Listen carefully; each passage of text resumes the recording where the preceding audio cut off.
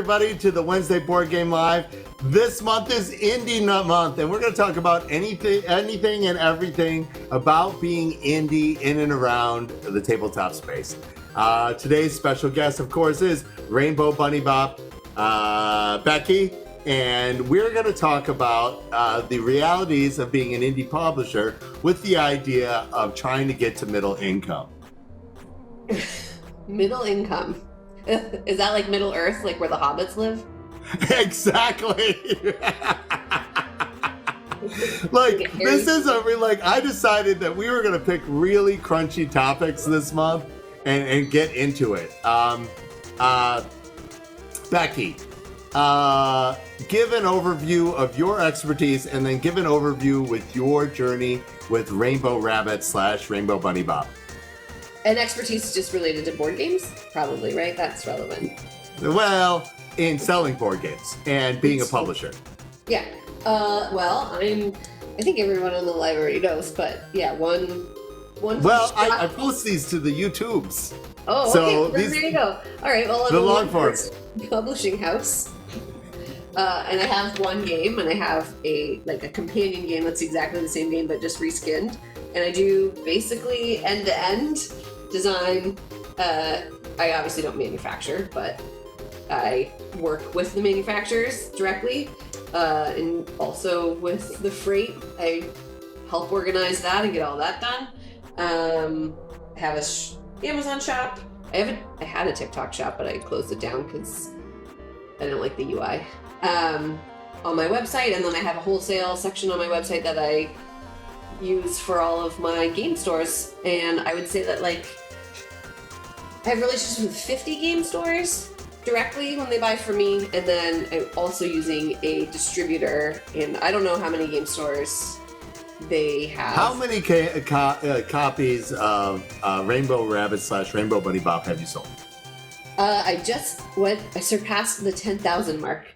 Wow, Becky, congratulations! So one of the reasons that I asked this question is this is a reality check for a lot of people, is when they think about publishing a game, is how many games are you going to make and how many games are you going to sell?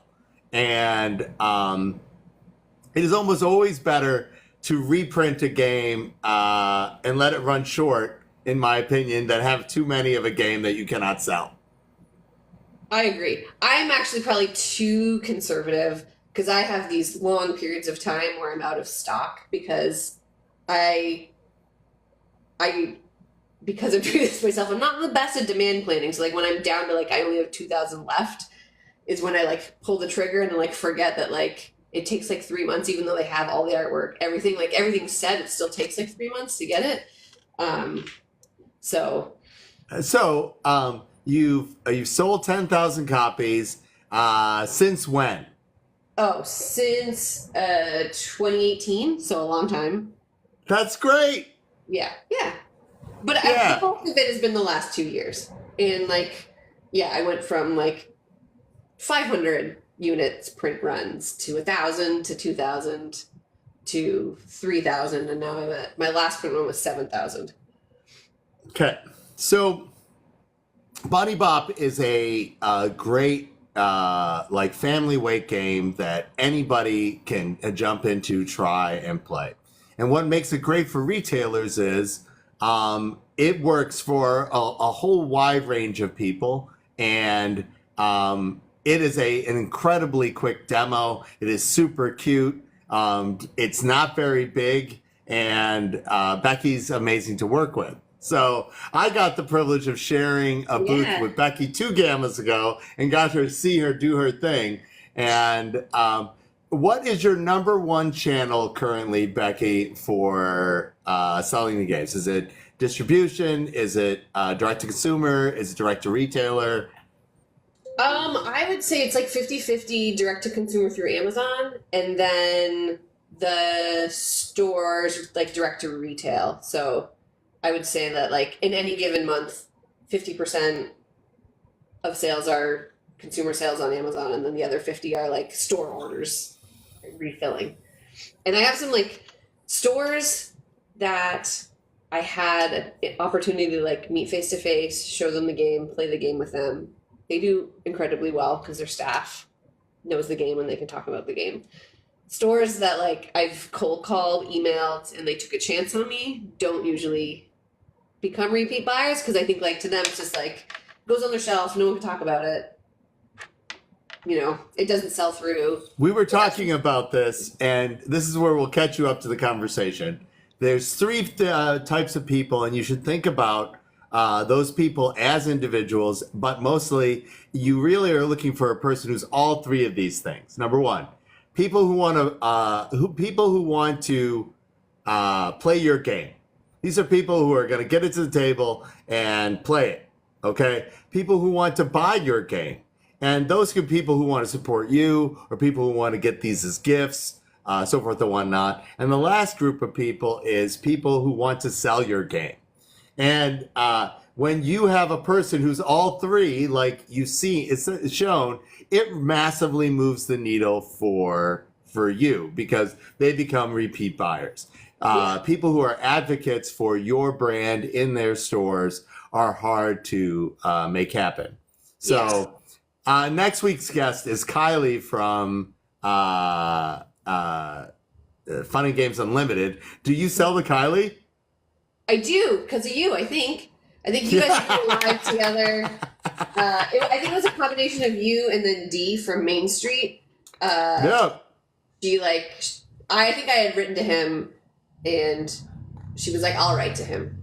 Dee is the greatest evangelist ever. She goes and talks to stores all the time. I was like, why aren't you carrying this yet?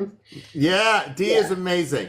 We have a very specifically Becky question. Do you want me to read it or do you want to read it? Is it, I've heard some bad Amazon experiences. Is that the one? Yep. Yeah. How do you avoid any pitfalls there? Well, can you describe what are the bad Amazon experiences you've heard of? I suspect that it is that when you list your game on Amazon, then other people can list it and they can undercut you, or they have the ability to change your listing. And I think that's kind of not super true, and then B, it depends on your relationship you have with Amazon. So one of the things that I had to make a decision on when I started working with a distributor is that they wanted to list the game on Amazon. So there's like two ways to list a game. You can be a seller, which is what I am, or you can be a vendor. And in the vendor category, Amazon actually bulk buys the product from you. So they say like, we'll buy 1,000 units at your wholesale price, but then they're in control of shit. So like if they want to drop the price, if they want to do a sale, if they want to make changes to your product listing, they can do that because in their minds they own it, and it's very hard to get back. If you're a seller, you have control over that. And sometimes other companies can list your stuff. Like, so game stores are on Amazon as sellers. They can try, but I can always change it back, right? Because I'm the main owner of my product listing. And so game makers getting ripped off by it. Like, I mean, I don't know. Amazon, if you think of Amazon basically just as like another store, they're essentially taking the 50% MSRP cut that a store would. So same. And I don't get hit with like, I think over the last 4 years, I've probably paid all of $100 in warehousing fees to them. So like, that's nothing. Paid media is a little bit tricky. It's easy to like accidentally like not check in one day and be like, shoot, that keyword was expensive and I spent too much money on it. I'm guilty of that. But I would say in general, the Amazon experience has been more on the delight side, like especially once you get set up, like sending the product to Amazon, they give you a really good deal on shipments. So you can send these big boxes for like $4 or $15, where it's like if you took that to UPS, it'd be like that's 70. And so like anytime I need to restock, it's like I press 2 buttons, I get a whole bunch of labels out, and then it's done. So getting through Amazon bureaucracy is a lot of work. It is a lot of work. But most of the people, when they finally get to the other side and they see it and they own their own thing selling in Amazon, that seems to do well by them. Yeah, I would say like I would caution against the vendor route. My distributor's not very happy with me because I wouldn't do it, but I just because then you do relinquish control over things, and I don't like that idea. Right. No, it's hard. When you wholesale or like distributor price to people, they can ruin the market for your game. And my number one example of this is Miniature Market and the original End of the Line. So whenever Miniature Market goes by an algorithm, if they don't see sales for a while, they would drop the price again and again and again. And if they see sales spike, then they raise the price back up. So whenever I found like End of the Line, which was $55 MSRP, occasionally somebody got an idea that they were going to drop it to like $18 or $19. I would tell every one of the fight fans to go and buy a copy for less than, like, I can't print them for $18 a copy, right? Yeah. And so they all would go do that in a day, and that would send the price back into respectable categories. So, was Miniature Market buying from you wholesale? They feast or famine the game from like the first blush when it hits distribution. They buy a whole bunch of it, and then they sell it when it's hot at its full price, and then they they pump and dump as they call it. I don't think I'm big enough for them to even notice me. Yeah, I'm part of Alice's catalog, and sometimes that happens. All right, so I just published my first book through KDP. It was easy, but I also have nothing to compare it to. Self-promoting is a must, though, and it's difficult. So we were talking about one of the benefits of Amazon is the track record of reviews. Once you have enough people buying your game on Amazon, Amazon makes it cheaper to promote and makes it more beneficial. And for like a single place of truth for some consumers, especially for something that is either a gateway game or a family weight game, that can be it.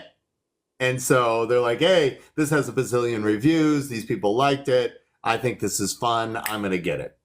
Do not underestimate how difficult it is to have a gaming space where women feel comfortable shopping.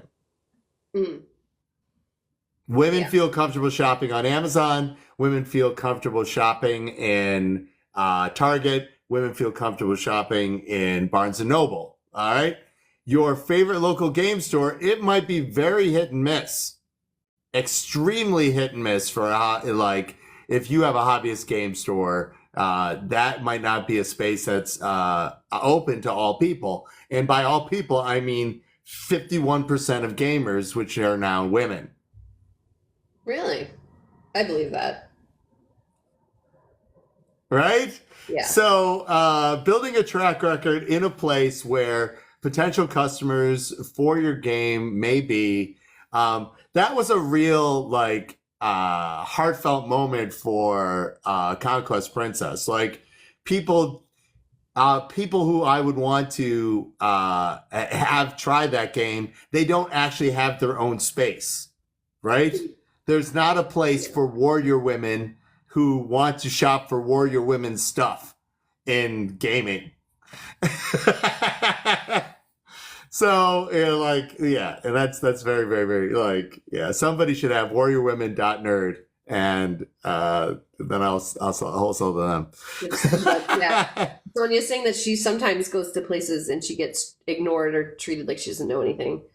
Boo, thumbs down. That's super bad. So I was talking to Bug from Level 9, and vendors and people will go up to them and interact with them, and they will have I think they have one cis male hanging around their manager or whatever, and they will go and ask him for like business decisions and whatever, and he will immediately say, "You need to talk to one of these two women." Yeah. And when they don't, and they do not realize that this company is run by like not the man, it gets very confusing to them, and it's like, okay, so yeah. Yeah, we've still got a lot of like biases to overcome. There is, and you know, that's not gaming just has a true long. with board games. That's true everywhere. Like the company that I work for, the CEO is a woman, and literally everyone, when they ask me questions, like, or if I'm complaining about my day, they'll say like, "Oh, is he getting on your nerves?" I'm like, she's getting on my nerves. Not that she's getting on my nerves, but you know what I mean. Yeah.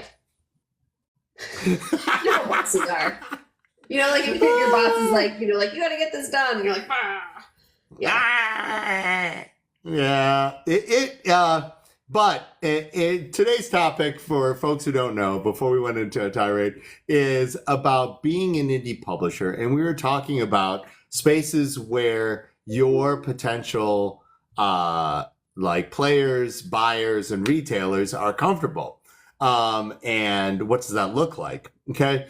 How many, if you don't mind me asking, Becky, how many of your direct to retailers are either toy stores or gift shops?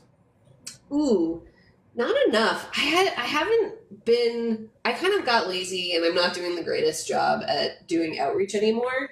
I think I'm only in like. Don't Gen X like self-punish. Right. Like, you're killing it in all these other areas. You're like, I'm in, like, just say I need to get back to that. Just say I need to get back to it, Becky. I need to get back to that. 10% I would say are toy stores. And gift shops, I don't know, maybe like 5, not very many, like 5 total gift shops. Networking is its own thing, but it's nebulous. Like, people like to say that, right? Yeah. You only have so much time, and finding out what relationships to cultivate or where you need to have new blood to give you fresh ideas or give you new opportunities is definitely a thing. You also have to be a certain size so that you can afford to do this thing that gives you ultimate growth for your business, right? Yeah, you have to be a certain size so you don't have to work all day first. I am pretty, like, I will bring the games with me when, like, we were out of town this weekend, and I did go into a toy store. I ended up, like, not following up with them because, you know, sometimes you go in and you just get, like, I was like, wow, this person's not worth my time.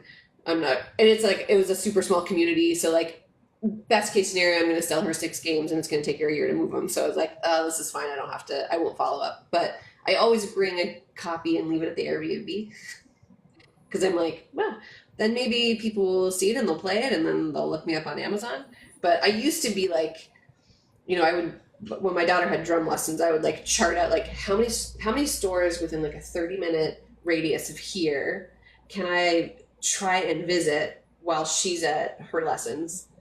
And so like I would just like drop her off and then like drive up. Let's talk about why that's important. Okay. If you can get X number of retailers to try your game and some to champion it, you can get together enough of a case study and a business study for distributors or sub-distributors to take on your game. I've sold this many copies of the game. You would be surprised how many people that is a requirement for. Now, if you want to be able to go directly to the distributor yourself, the general requirement is 6 or more active titles.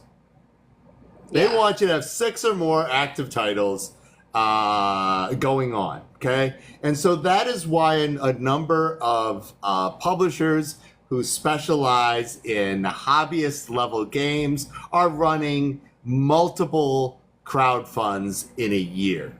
And some of those people are running multiple games for those multiple crowd funds for a year. And the goal for a crowd fund isn't to make money. It is, number one, to have an event for your community to participate in, and number two, to float the manufacturing cost for the game so you don't have to take the brunt of that, like, you know, cash flow bubblehead. Like, it's awful. Like, Yeah. Conquest Princess is an insanely expensive game. And we could not have done that without the help of everybody who came and published it. Okay. So doing activities that help you build towards your future, like Becky was like, hey, I'm going to go to all these people. So I'm going to maximize my time and see how many retailers we got into. What did that teach you, Becky? Ooh. Well, it taught me that it's like not that scary to do. And most stores are super open. Most stores are super open and happy to test out your game and like buy like a small sample set. Like it's surprising. Like I was under the impression that like no one's gonna want to work with me because they probably work with a distributor and they don't want to like manage like me as like a vendor separately because like that's got to be a hassle. And almost all of them that I talk to, they're like, no, we love working with like independent publishers because oftentimes like if you say you have stock in stock, you have stock in stock. So when I place an order, I'm going to get my order and I know I'm going to get it quickly because you're dedicated to me or like you're dedicated. Whereas like when you work with distributors, sometimes and this has happened to me like recently in Canada, I wrote to a whole bunch of Canadian stores. I was like, hey, guess what? Universal now carries the game. That's awesome. And they were showing that they had like 100 in stock or whatever. And they didn't. They had like 10. And so like the first person to place an order got all 10 and then they went out of stock, but other people had placed orders at the same time. And so then they got like they thought they placed an order. And then a few days later got the like, oh, actually, sorry, we're out of stock. And then for me to get into communication back with them and be like, hey, like stores want to buy this from you. They can't buy it from me right now because it's really hard for me to get my product into Canada.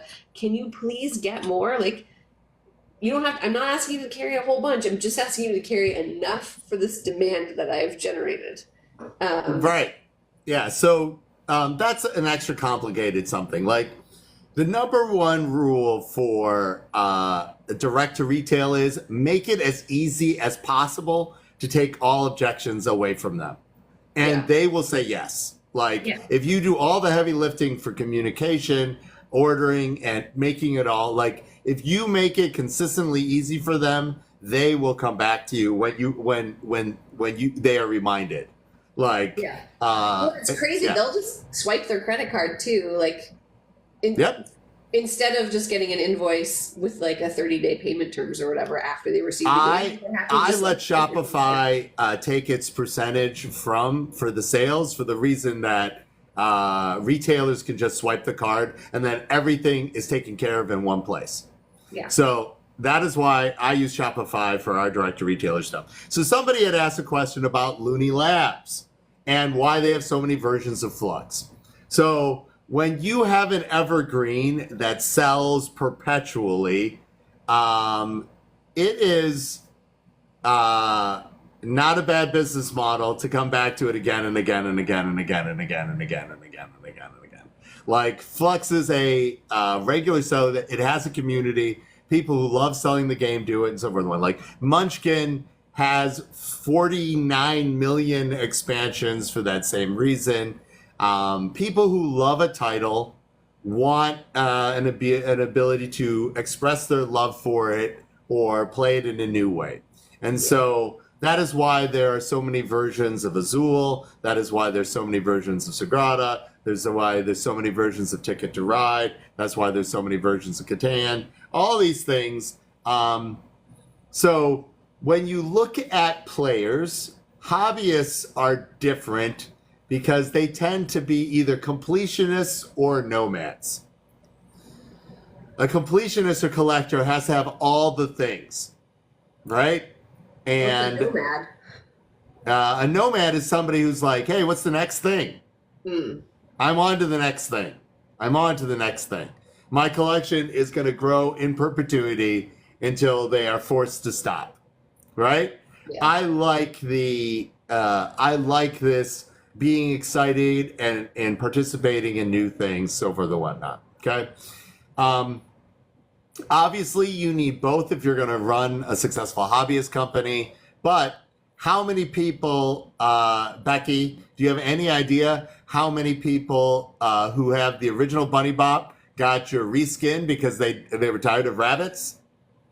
I think the reskins only sold about 500. Okay. It's fine. All right. We need 12 versions of Squirrel or, Squirrel or stuff. Die. Yes. Yeah. Yeah. Well, that's on its way. Like, there's a real argument for me to get to other places that Squirrel or Die is going to be my vehicle into some of these other places. And I've been working on that. Having seen Becky as an example during Gamma, I'm like, okay, I can do this.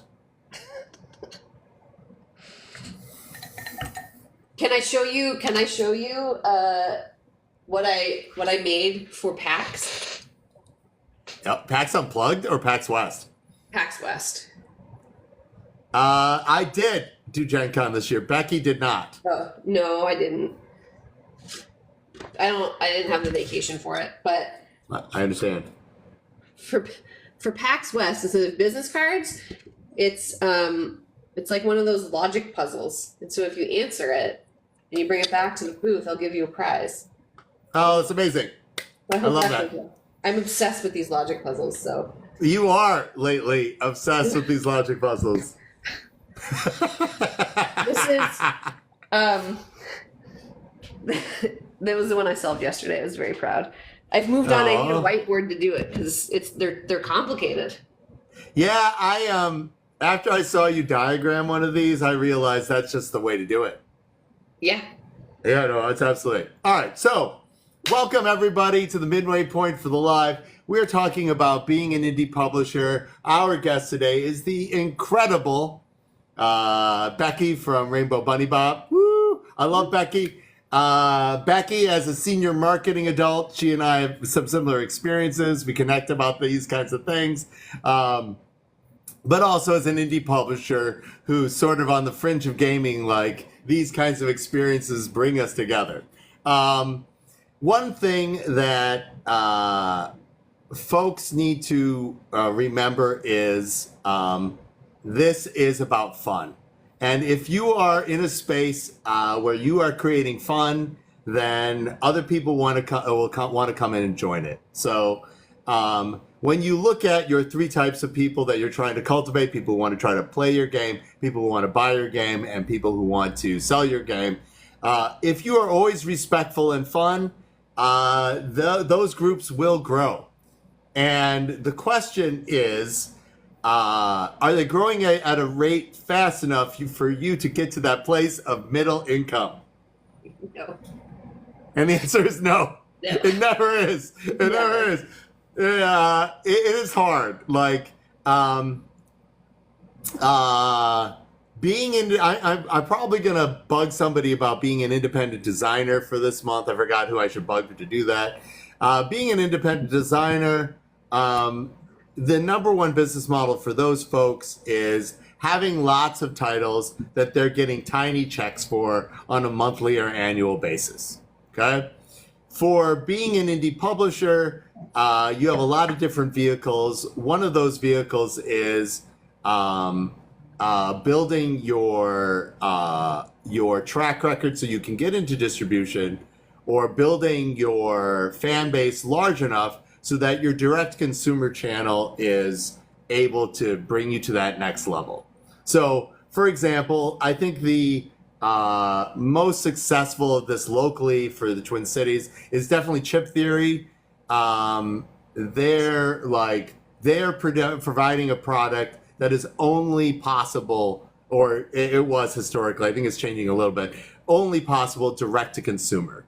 Like, the margins on these was not possible. And so they built themselves a fan base that was excited about a game that was so physically heavy, you had to put the seatbelt around it, or your car would beep at you. It's crazy. Unfinished Project wanted to know about how the game box affects conversations with local game stores, and I think so the Chip Theory example is a good one. in that. Pull out your box. Yeah, let's let's all take a minute and show our boxes. All right, so I would recommend highly small tuck boxes, small game, and Becky's box. I think these are the right sizes. Is that the same size as a Scout? Hold please. I happen to have that right here. Similar. Oh, it's even a little bit bigger than a Scout. Yeah. Give me the profile for me. Like that? Yeah, both of them. Oh, Okay. This one's fat because I can't get it closed because I sleeve the cards. They're about the same height, but yours is a little bit taller and wider. This is Taco Cat goat cheese size. That's Taco Cat. Oh my gosh. Given specific instructions by Barnes and Nobles. They're like, make it exactly Taco Cat goat cheese size and then we can talk. So I did. They don't want to talk. But I originally had a tuck box. I don't know where mine is right now. Oh, here we go. So the game was originally this in a tuck box. And it's cute and it did well on shelves because it was hot pink. But my return rate on Amazon was probably for like 1 in 20 or 1 in 30 games. I'd get a return. Probably because this didn't really last the abuse of not being packed well. I think I've had like 2 returns since I relaunched with this new box. Because I think it's just like it can withstand. How many inches is that? This is what a fun live. We're just measuring. This our is an boxes. 1.5 inches. Is your box an 1.5 inches tall? Tall? No, I mean this way. Wide? Yeah, pretty much exactly. All right. So for folks who are interested in what their first size box should be, this is what are we calling this? We should call this length, width, and this is height. We should call this height. Yeah. Okay. 1.5 inches is the optimum height for your first small and indie release. And the number one reason that is it fits in the anything ships UPS box. So when push comes to shove, you know exactly, no matter where you're sending that game, it is going to ship for $10 or less, depending on if you do stamps or one of the other ones. So hold on, Becky. I will grab this thing so people can see it. This 1.5 inches, it fits in this. This is the anything. So if you're shipping anywhere with that deal, we are doing this in ad nauseum. Okay? Ta-da! Yeah, like this is the way to go. This is the way to go. Okay. This is really a look into what it's like to be an indie designer. You box. You know, like seriously, like this is a great discussion. Yeah. All right. So, okay. So this fits in this, and that is why these two have this relationship. Okay. Is this an Oink game? It is. I think it is. And what did they say? They don't want to pick them up because it's too hard to justify the MSRP. Oh, wait, are these expensive? It depends on the price points. All right. So after you pick a box, you should pick your next game. Should be follow up in that box size. That is my other advice. So Terrible Game said, how do you get a runaway success, or you hope for a runaway success?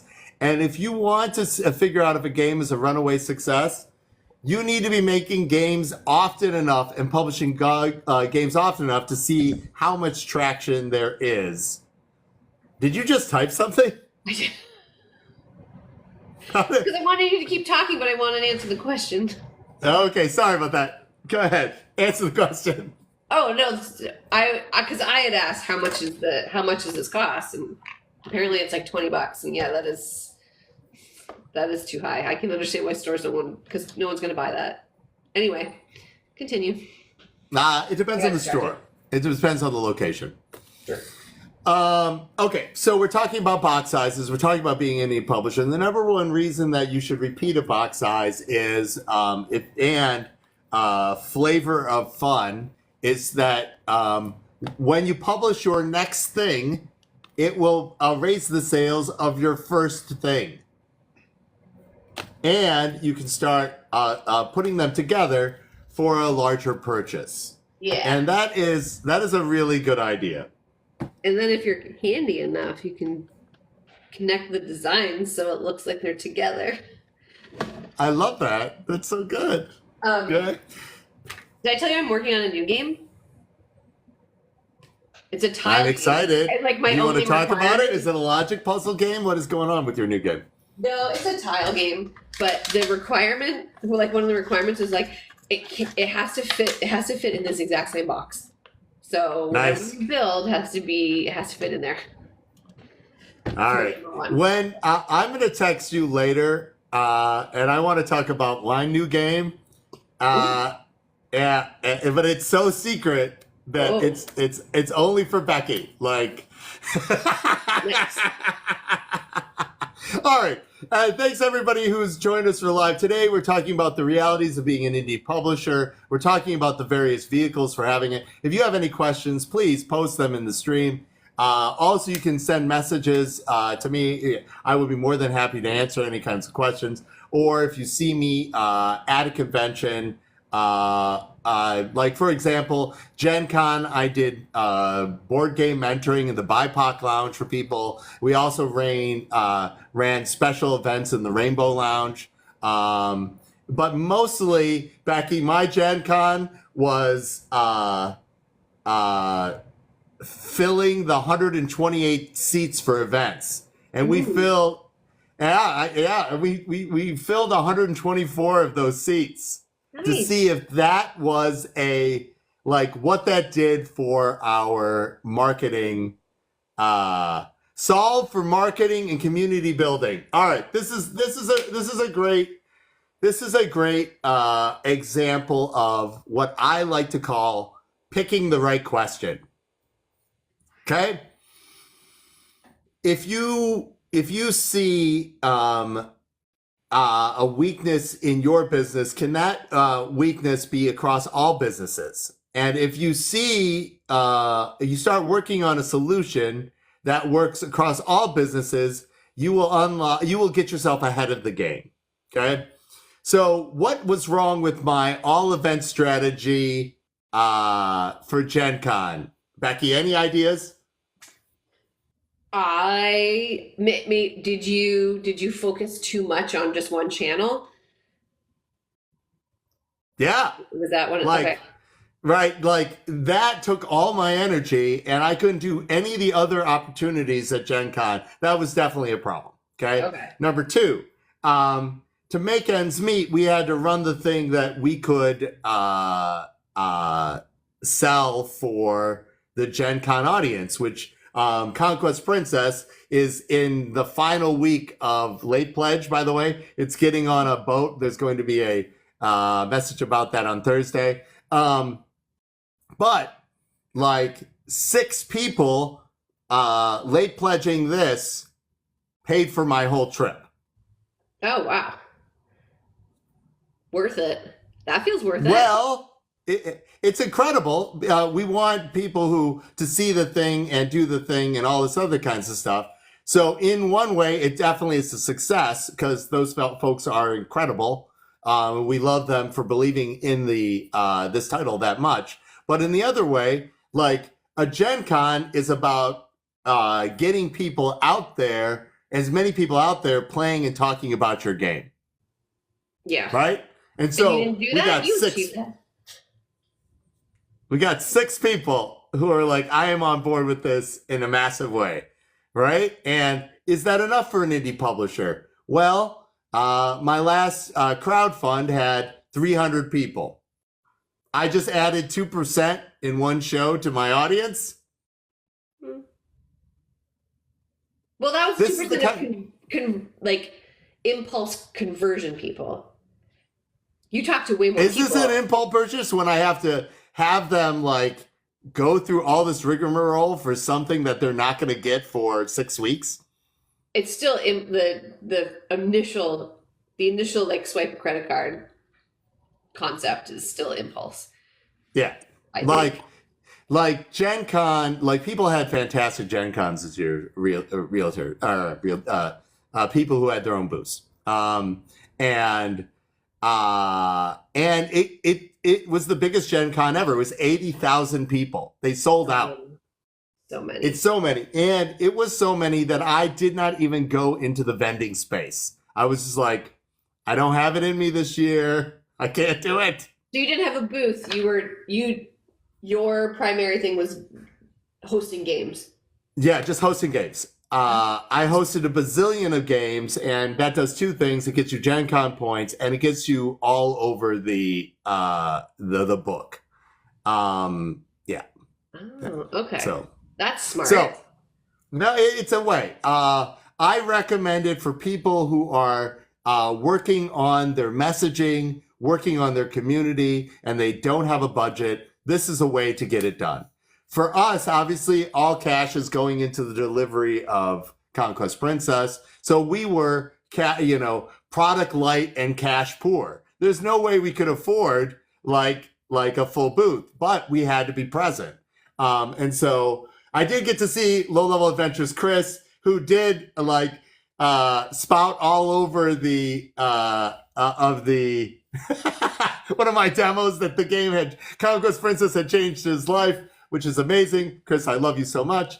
And other people had made a point of trying to come and find me because I was in a weird place in the hall. Like you had to go out of your way to find out where I was. Yeah, but if you look at a convention like Gen Con as a place where you only have so much calendar time and there's a certain amount of show potential, to capitalize on show potential, you have to spend dollars. Yeah. Right? Yeah. Yeah. And you want to make those. So what I've been advising people is like a newsletter sign up is worth $3 to $8 depending on who you are and how you do it. How do you like that as a number? Because that's a mishmash of a few different numbers. I think that's probably, well, I think that number depends on like what the cost of the stuff in your catalog in general, right? Like for me, my games are under $15, so it's probably not worth $3 for me, but $1. Right. But I think that most games are like in the $40 price point for most indie pubs. And so like that feels about right. Yeah. Yeah. So you really want to think about those as additional goals for your show, right? When you're putting your time against did the show maximize its potential for what you had for resources, and sometimes resources are just your time and the money you have available for that show. That's what you're really looking like, right? Like the more money you spend, obviously the more potential you're trying to unlock. Did I see Grant's Game Rex? Did you see Grant had like a whiskey pedal bike for his new title? Have you seen this yet, Becky? No, that sounds hilarious. Yeah, it's kind of a big deal. I hope Grant stayed around for this level of shenanigans. He dressed like a pickle the entire time. That's incredible. Okay, so that being said, you don't have to track down Seppy. You just have to listen. You can hear him from anywhere. You know that. So terrible games. Price point. Picking something that one of the hard things about Fight in a Box is our titles are so different. We've had to start over again each time. Mm. And the reason that back to Munchkin and Flux, there's a million of them is not having to start over is definitely a thing. But simultaneously with those games, they need a place for people to jump in for the first time. So that is the struggle back and forth. And generally when you do a follow-up something, it's going to go one of two ways. It's going to be 75% of the original audience, and that you can plan your business around it. Or if you're talking about those big runaway successes, after you get to a certain size, that next jump up becomes huge. And we're talking like Too Many Bones, we're talking Root, we're talking Vast, we're talking about games into their second printing for a crowdfunding platform. If they got over a certain size for their first one, then when you come back to it again, they can get bigger. Yeah. And if that does happen, then that's something that you should put more time into.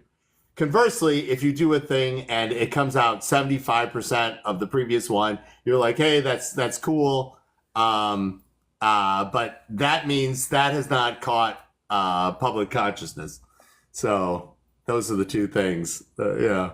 Yeah. Well, Becky, are there any more questions from live? This has been an amazing live stream. I feel like we workshopped a lot of stuff. We measured things. Covered a lot of ground. We measured our boxes. I mean, we showed people our closets. We came out of our closets.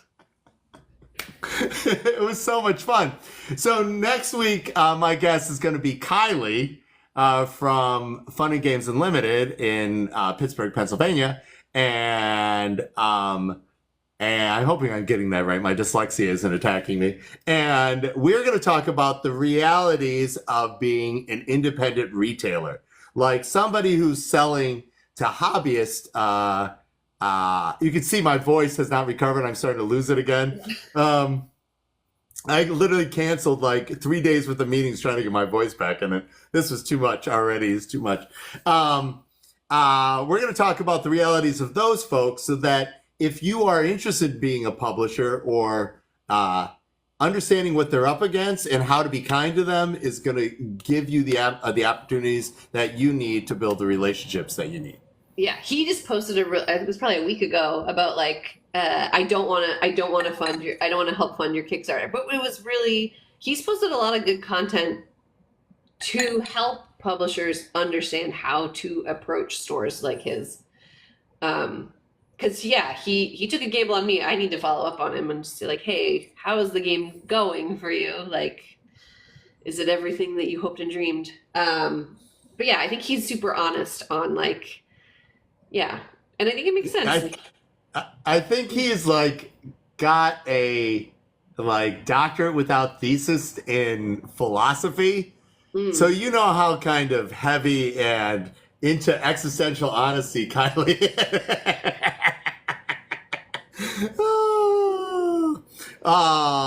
So we're into the wrap up then. Becky, you are an amazing guest as always. What can people get excited about with you? Like, how do they play test your new game? Like, where do we get to see you next? Obviously, it's PAX West is coming up and you have your logic puzzle. Like, talk to me about what's coming up for next. Yeah, I think in-person PAX West is like the next thing. And then maybe something. When is it? At the end of the month. So like in a couple weeks. Yeah, so it's soon. But it's in my backyard. So it's easy for me to get to. So maybe one more show next year. Becky, I want to be a good enough friend so that I can like crash at your house for PAX. Have you ever done PAX West? I want to. It's been on my list for years, but I can't afford like a place. But if you let me bum like in your house and like ride with you, then I will be your Asian house slave and clean your house and do whatever you need me to do to make this happen. I do need a booth, babe, and it'll be 3 days alone at a booth. So I don't know how that's going to go. Well, you've seen what I'm like in a booth. Yeah. So consider this your application approved. I'm going to do a giveaway for reaching 10,000, and I have to decide on if it's going to be gold cards, like a limited edition print run of gold cards to add to your set, or a limited edition character. So people are kind of can we have a limited edition character that's also a gold set? Ooh, no, because it would ruin. It wouldn't be able to be played with anything if it had gold. Oh. Yeah, it's got to be one or the other. And then, I want to play test this. I play tested it a bunch with other adults, but I need to play test it with kids. So all right. If anyone wants to DM me that they have kids who like to play games that are 8 and up, I will make, All right. these are just hexagons that I got on Amazon. I will make infinity prototypes. So there is no limit. Super cheap, super awesome, like board game weekend getaway in January is Protospiel, Minnesota, Becky. Oh, all right. You should Minnesota. think about that. It's super dirt cheap to fly to Minnesota the third week of January, and it's super cheap to like, and you can work on all the stuff, and we can hang out. You can meet all the peoples. We'll figure it out. So Washington's also organizing a trip to Essenspiel, like the Washington state government for board gamers, like indie publishers. But you should definitely go to that thing at the Capitol every year. Like, yeah, you should introduce yourself to Ross and the unicorn people. Yeah, then get them to bring you.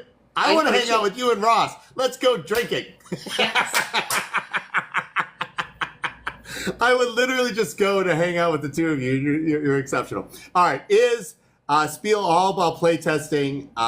There's no vendoring at Protospiel. It is strictly designers, publishers, and media people trying things out, giving feedback, and helping each other out.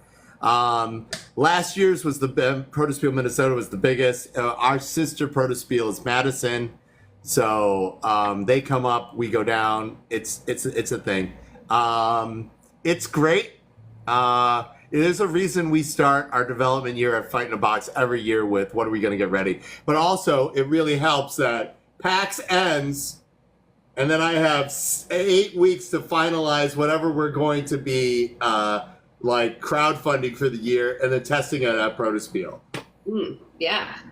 Like, so when everybody else is having holidays, I have to work. Time. Yeah. This is my time. Oh, all right, Becky. I love you so much. Same. Love you too. I miss you. All right. Any last thoughts about being a publisher or things that people should think about as an indie? Don't like rashly quit your job. Get your feet under you and try to make it work on weekends and nights. That's my advice. I've seen way too many people are like, I've decided I'm gonna like launch my first game and I quit my job to do it. It's like the math won't math. The math won't math. So figure out how you work it in as like a hobby that you really enjoy. Yeah. You gotta love it, and working on the business has gotta feel like you gotta love work, right? There's a culture that I hate work and so forth and whatnot. A lot of making games is work, and if you love work and you love working for yourself, all that feels effortless, and you gotta have that. Now, there are a lot of rewards for putting in that time. Game industry people are amazing. I've worked in a lot of industries and been in a lot of places, and I really found a home in the game industry. I can't, the people are incredible. And from people who are just starting out to people who are established, everybody will give you time. Don't understand that you got to feed yourself. And when I said a journey into middle income, I'm talking like $45,000 a year. I would be lucky if I ever made that. You're like, if your family needs you to provide more than that, that's a thing. But like, Fight in a Box has two partners, and we make our ends meet by doing other things for other game industry people. We don't do it by selling our games. Our games strictly are there to build our game community and maybe help us eat. But that is it. But that's the reality, and we've been doing it pretty successfully for the last 11 years. Once again, wondering when one of our titles is going to be a breakout title, and trying it again, and so forth and whatnot. All right, well, folks, next week on the Board Game Live, we have the realities of being an indie retailer. I highly recommend you check in for that one with Kylie from Fun and Games Unlimited. I'm gonna have a couple other guests. I hope to get a media person and a game design person for Indie Month. But who knows? It's indie, you know, anything could happen. Otherwise, if you're interested in playtesting our games, Fight in the Boxes games, please come join us on our Discord or sign up for our newsletter. That will be published next week with your opportunities to come hang out with us. Otherwise, I'm gonna try to make Becky get her TTS ready so that we can play test her game together. Yeah, it's a good idea. It's a good idea. Good idea, but it's tactile. I want people to feel the. I want people to feel the tiles. There's something so boring to me about clicking a mouse and moving a tile. That is more than fair. That is more than fair. All right, so as always, last thoughts, Becky. Go game. Yeah, and from Fight in the Box and the Wednesday Board Game Live, everybody stay safe and have fun. Bye, everybody.